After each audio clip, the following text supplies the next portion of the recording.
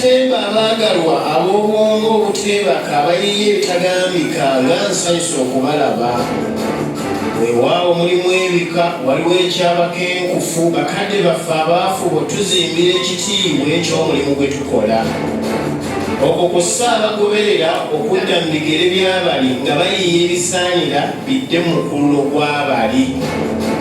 Kwoteeka abeeyita mbu nabo bayiiya baawano so nga ebintu bye bakola ate biswaza bye tukola. Naye era nabo tubeebaza okulootera gye bateebaka nga kwotadde okwekaza ne bakungula gye bataasiga.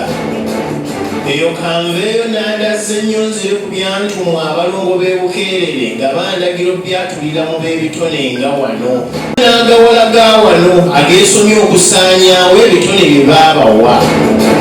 Byemuyiiya tebikyajjula, abazannyi temubatendeka, olugezigezi ne lubeefuga n'abawagizi ne beetamwa okusasulira ebitajjula. Bambi n'okukoppa kwalema bye basanga bye babuukira ne bagattira ebitagattika ne batuuka n'ebikwate okubiyita ebitontome. Tusirika tetubabuulira olw'okutya okutuvuma mpozzi n'obutanyiiza dayirekita we yabikuwa. Leero wali bano abaasoma e Makerere n'ekyambogo abawoza twabekenkuka olumu otunula bye bakola amaziga ne gakuyunguka.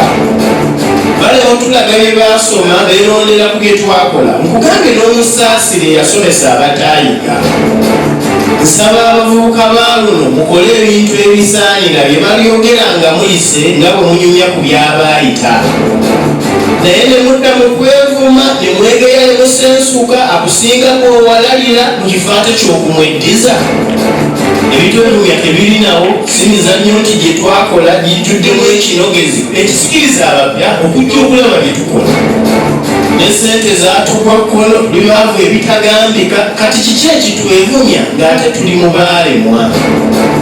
Mpozi n'abakaddiye be nayise abakenkufu nammwe nsaba mwekkakkanye kitiibwa kibawoomere. Naddala ate mu byenfuna tekyali kibagwiranya kubaffe ebitugwiranya ate mwe mwabiwangu. Nkomyawo temunneevuma abagenyi ndaba beetala, kale Mukama abankuumire ndidda ne tusisinkana.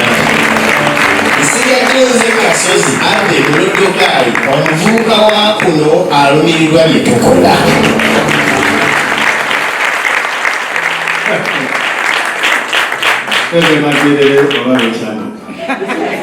Another round of applause for this guy. For those that are up to Kyoto, that is our anthem. And whenever it plays, we all stand up in the Kyoto Techina Tandika. It's a beautiful creation of a piece of art. Thank you very much.